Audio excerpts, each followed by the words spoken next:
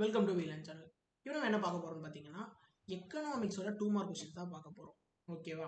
Most important questions last time ரிவிஷனுக்காக இது சொல்றோம்.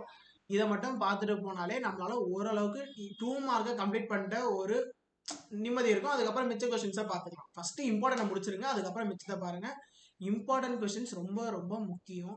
ஏன்னா அதுல இருந்து தான் மேக்ஸிமம் ப்ரீவியஸ் இயர் கொஸ்டின்ஸ் எல்லாமே கேட்டிருக்காங்க.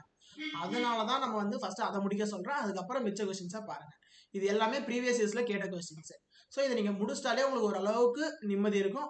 அதுக்கப்புறம் மிச்ச கொஸ்டின்ஸை படிக்கும் போது ஓரளவுக்கு நம்ம முடிச்சிட்டோம் அப்படின்ற ஒரு ஓப்போட நெக்ஸ்ட் படிக்கலாம். சரி, ஓகே. ஃபர்ஸ்ட் கொஸ்டின் என்ன பார்த்தீங்கன்னா, what is progressive tax? Progressive tax என்றால் என்ன?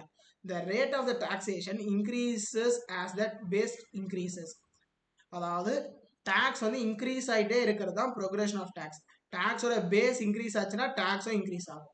when income increases the tax rate also increases. அதாவது இன்கம் இன்க்ரீஸ் ஆச்சுன்னா டாக்ஸ் ரேட்டும் இன்க்ரீஸ் ஆகும். Tax collected by multiplying the tax base with the tax rate.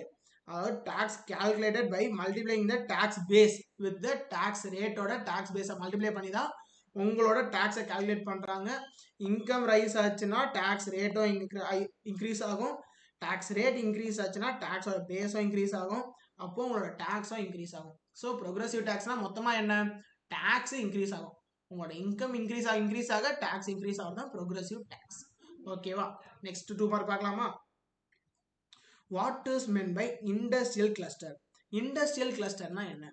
Industrial clusters are group of firms in a defined geographic area that share common market technology and skill requirements. Industrial கிளஸ்டர்னா என்னன்னு பார்த்தீங்கன்னா, ஒரு group of firms மொத்தமாக ஒரே ஒரு geographic area, ஒரு குறிப்பிட்ட இடத்துல இவங்க எல்லாரும் சேர்ந்து ஒரு ஃபர்ம்ஸ் வச்சிருப்பாங்க, கம்பெனிஸ் வச்சிருப்பாங்க. அங்க மார்க்கெட் டெக்னாலஜி ஸ்கில் ரெக்யர்மெண்ட் எல்லாத்தையுமே பொதுவாக யூஸ் பண்ணிப்பாங்க எல்லாரும். ஓகேவா? எல்லாருக்கும் காமனா யூஸ் பண்ணிப்பாங்க. அதுதான் இண்டஸ்ட்ரியல் கிளஸ்டர். இதுவும் ஒரு 2 mark important question. Just 2 line தான் இருக்கு பாருங்க.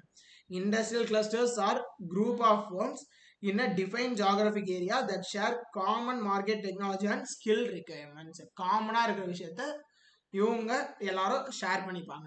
ஓகேவா? அடுத்த 2 மார்க் பார்க்கலாமா? Define national income. நேஷனல் இன்கம்னா என்ன? Measure of the total value of goods and service produce over period of time or in the year. அதாவது ஒன்று ஒரு குறிப்பிட்ட டைமுக்கு இல்லை ஒரு குறிப்பிட்ட இயருக்கு எவ்வளோ குட்ஸ் அண்ட் சர்வீஸை வந்து டோட்டலாக வேல்யூ பண்ணியிருக்காங்க, ப்ரொடியூஸ் பண்ணியிருக்காங்கன்றது தான் பார்க்குறோம். ஓகேவா? ஸோ இதுதான் உங்களோட 2 mark question. Define national income measure பண்ணுறதான் எவ்வளோ வந்து குட்ஸ் அண்ட் சர்வீஸை ப்ரொடியூஸ் பண்ணியிருக்காங்க ஒரு குறிப்பிட்ட டைமில் இயருக்குள்ள. ஓகேவா? அவ்வளோதான் கொஸ்டினே.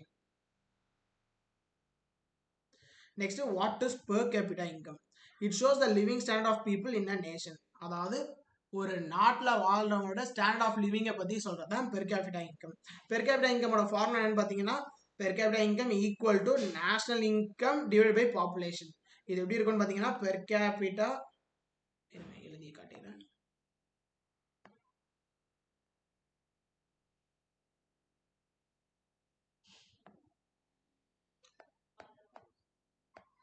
Per capita income is equal to national income divided by population. ஓகேவா? இதான் formula. National income divide by population. சரிங்களா? இவ்வளோதான் 2 மார்க் கொஸ்டின். இந்த ஃபார்முலா இருந்தாலே உங்களுக்கு 1 மார்க் இருக்கு. அதுக்கப்புறம் இதை நீங்கள் living standard of people in a nation, இது 1 பாயிண்ட். மொத்தமாக உங்களுக்கு 2 மார்க் கொஸ்டின், 2 பாயிண்ட் தான். இதோட முடிஞ்சிடுது. Next, what is globalization and its types? What is globalization and its types என்னன்றது தான் சொல்ல வராங்க. Integration of a country with the world economy.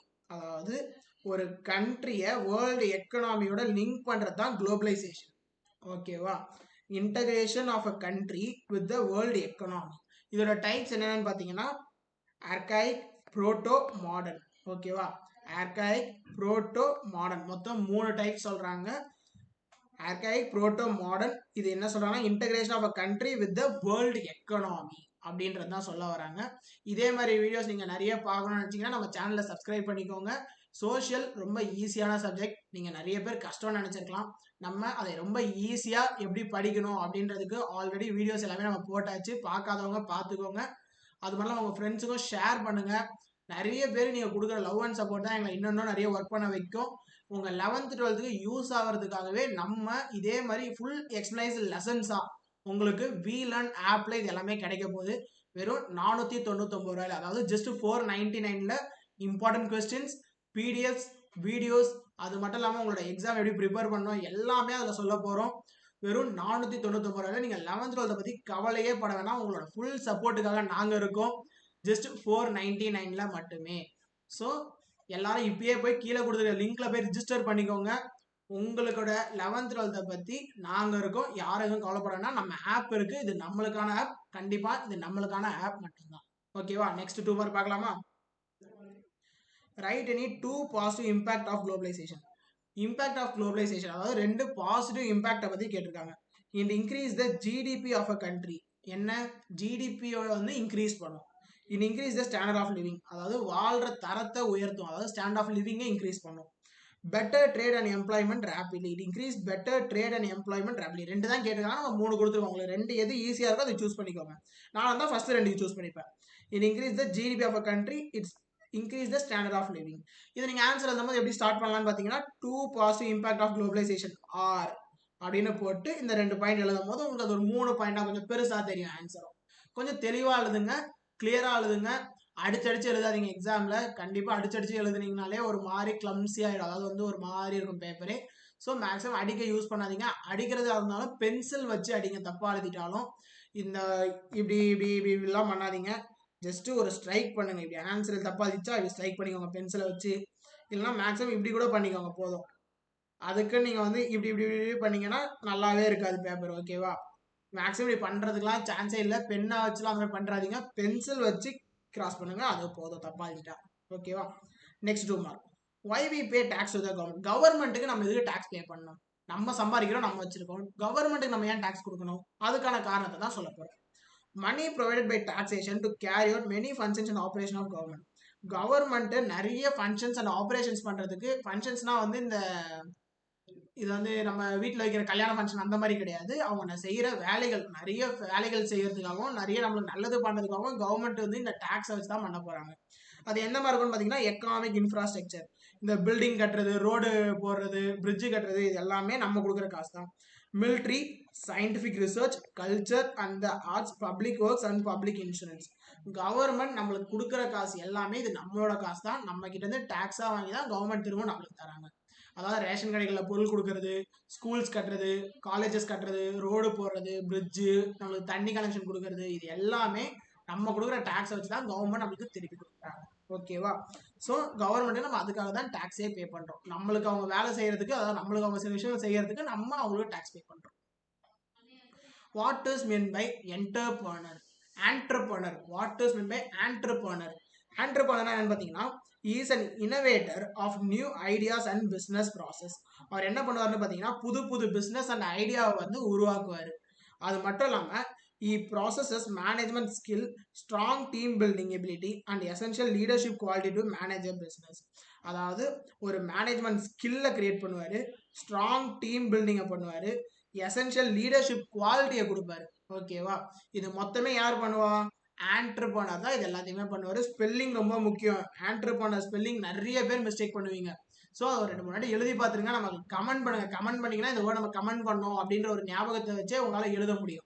So இதுவும் ஒரு இம்பார்ட்டன்ட் 2 மார்க் கொஸ்டின். ஆண்டர்பிரனர் கண்டிப்பாக படிச்சுட்டு போங்க.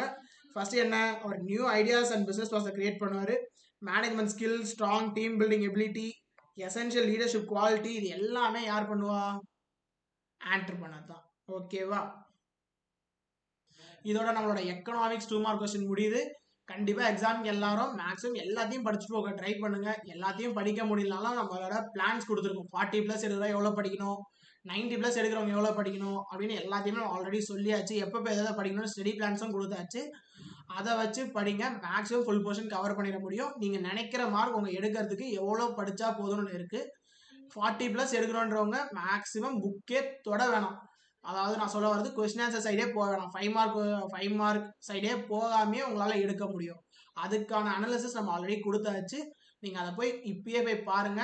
கண்டிப்பாக உங்களுக்கு யூஸ்ஃபுல்லாக இருக்கும். சோஷியலில் ஈஸியாக மார்க் எடுக்கலாம். மற்ற எந்த சப்ஜெக்டில் எடுக்க முடியாத அளவுக்கு சோஷியலில் ஈஸியாக 90+ மார்க்கே எடுக்க முடியும். அதுக்கு வீடியோஸை ஃபுல்லாக பாருங்கள். உங்கள் ஃப்ரெண்ட்ஸுக்கு ஷேர் பண்ணிட்டு பாருங்கள். கண்டிப்பாக உங்களுக்கு யூஸ்ஃபுல்லாக இருக்கும். தேங்க்யூ ஃபார் வாட்சிங்.